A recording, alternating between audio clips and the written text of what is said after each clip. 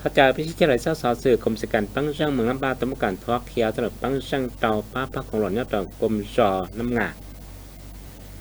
ตัวจีนเตสถานกรมสการปั้งช่างเมืองลำปางตำการทวักเขียวจ้อหรือการเมืองการปั้งช่างเตาป้าพักของหล่อนยอดดอนเตอกรมจอน้ำงาเมืองลำปางกองทัพเขาพิจารณาตัวท่านแต่บนทันจันทศักดิ์หรือท่าปวดชื่อเมืองลำปางมกคณะผักคณะราชการปั้งช่างเมืองลำปางรอดเตาคณะผักกรมจอทรงกาปวดชื่อจัวลูกจอตู้เจ้าสึกเกือเขียเทียปั๊บเปิ้ลกหล่อนต่อต้นหมู่กองยาชอนทอเขาพิธีนายพันโททองทรายเกี้ยวอุดมกรรมการพักเมืองตรวจท่าการเมืองกรมสการปั้งช่างเมืองลำปางกู้เตาเชื่ออย่างกระปล่อยจองเตยชาตรวจท่าปวดชื่อเมืองลำปางเจ้าหน้าที่ยี่ทับจอมอ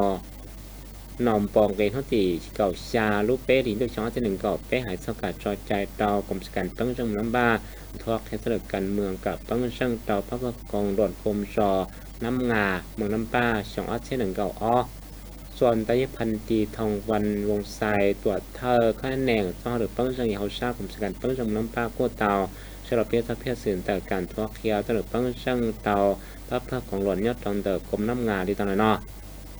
ยอดกระทบเคียวแต่น้องผู้ชายจอดโอกาสพักของหลอนยอดตองเตอกรมจอน้ำงาโมเกเป้าเกตต้องแค่เชียตาเฮาฟ้ากาใช้ชัวเกทเนียสังเสริญเจ้งหมายย่อทั้งจากปฏิบัติหมดตลอดสองหรือรอสดี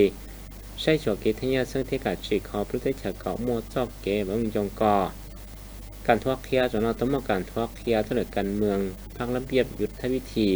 เทียบพักศิลปยุทธยอดเก่าการทวักเคียวจนเราชิลุเชียหายชาทุกสิ่งเก่าเทต่อสเตีย